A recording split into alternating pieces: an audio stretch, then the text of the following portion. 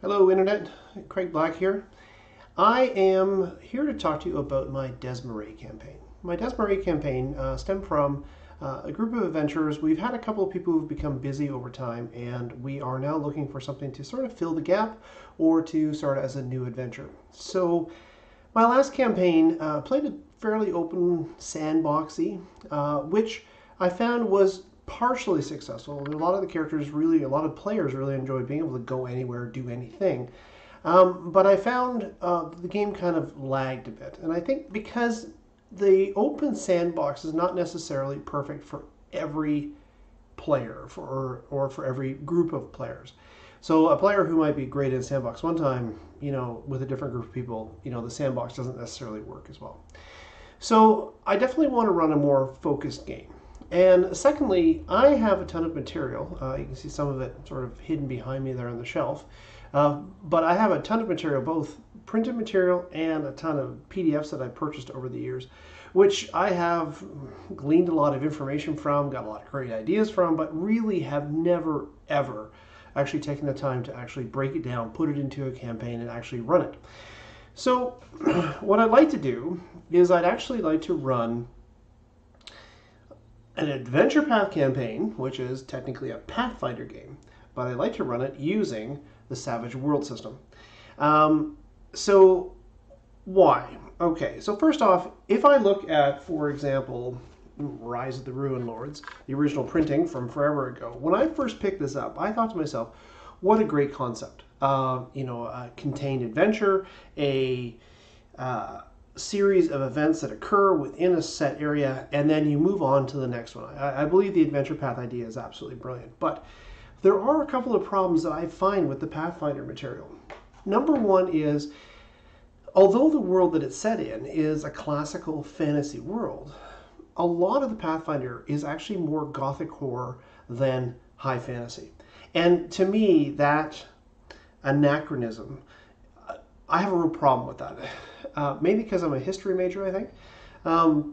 But beyond that, there is, you take a battle-hardened war cleric of, Iomedae, for example, one of the gods from their realm, and she comes up against some sort of rakish fop. Well, there's a clash of cultures there, right? And so that gothic horror, I think, not always is a perfect fit. And that's one of the reasons that I haven't run this yet, because I think it's really great as a gothic horror campaign, and many of their campaigns are excellent as gothic horror campaigns, but they don't run well as fantasy games. At least I don't believe that they would. I'm sure many people have had great success in it. To myself, storytelling-wise, I just can't see that happening. There are a few other challenges, too, though, that come from the origin of the Pathfinder system and how it's actually played in real life. In a lot of things, like if I take this module, and I'm just going to flip through a couple pages here, there are a number of quote-unquote dungeons. And I'm not a dungeon crawling kind of GM. I believe in the 5-room dungeon. So as you can see here, here's one of several pages of dungeons that exist inside of this game. And I understand why they exist, because for Pathfinder, you grind through enemies in order to gain experience and level up. Absolutely cool. And there are many story things that actually happen within those dungeon rooms which are critical to the actual game. However, that's not me as a GM. I believe that the narrative is most important. I like hitting on the story points. I like hitting on the specifics that are important for advancing the plot, and I really don't like grinding through a lot of combat. To me, that just really slows down a session, especially if you have a heavy story game and then you have to stop for a session, basically just to fight some people who may or may not be connected with the plot. So to me, I'll be taking these adventure paths, and I will be running them using Savage Worlds. Savage Worlds, easy to use, easy to modify, and because it's gothic horror, I'm actually going to advance the technology level of these modules to about the early 17th century. So gothic horror time, where you have people with pistols and, witch hunters and those kind of things, which I think would fit better with the entire gothic theme. One other minor concern is also the predominance of humanoids. I find in a lot of classic high fantasy, be it 5th edition or Dungeons and Dragons, Pathfinder, a lot of different fantasy game settings. The reality is the reason that you have humanoids is to mix up your variety of people that you're actually going to have combat with. Not only, like a first level group of players, they're going to encounter goblins. A third level group of players is going to encounter gnolls or bugbears. A fifth level is going to start encountering ogres, trolls, etc. And this grows, and your enemies change by what they are. Now, I know under the rules you can now have, for example, a gnoll with several levels of ranger, making him a particularly dangerous enemy. That's fine.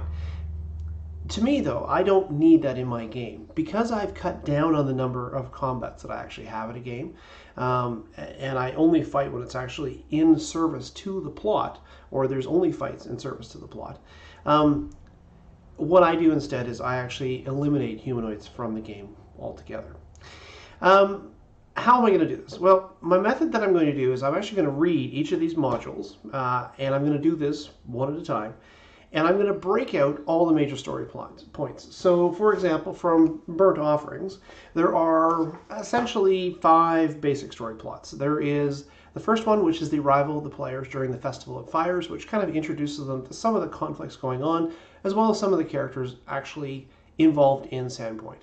Secondly, there's these interludes, which there's an interlude section, Local Heroes it's called, where players actually meet some more of the locals and begin to gain connections to the town, which makes them want to help, or gives them motivation to help.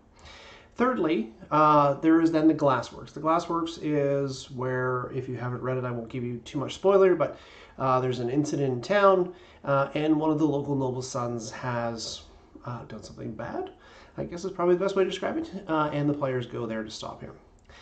There is an optional dungeon, which I think probably most players would find if they're explorative at all. And then finally you have the epic conclusion to this, which is a 3-level dungeon of a place called Thistletop, which has several plot points in it. People that you kind of heard about during the adventure, they'll be there, and you fight them, defeat the bad guys, and evolve as the heroes. So that's what I'm going to do with each of the modules one by one. I'm going to break them down. I'm going to show you the changes that I make, why I made them, and basically link them all together. I'm going to attempt to do 1 module per video. The first video will actually be an exception. I'm actually going to do an overview of Sandpoint as given to me in the book, how the changes I'm going to make it, because it's going to be basically the adventurer's home. I'm going to tie all of the adventure paths back to a single home, and the reason for that is because during my time, I actually got the fantastic map, which has been laminated and sitting on my desk for several years, waiting to be used, and I'm going to use it. I'm also so adventure path wise, I am looking at doing Rise of the Ruin Lords, Carrion Crown, because the adventures basically it's the gothic horror. And then I'm also thinking about rolling in a little bit of Council of Thieves, maybe, or Curse of the Crimson Throne, or perhaps even both, depending.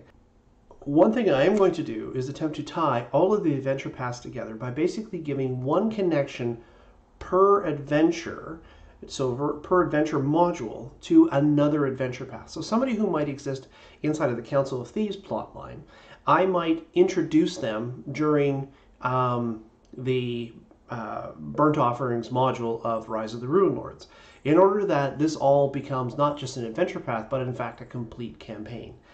I am thinking that if I tie 3 or 4 of these adventure paths together, this will probably produce for me, if I play weekly the game, which I'm hoping to stream in the near future, it will probably take my gamers between 18 to 24 months to complete it.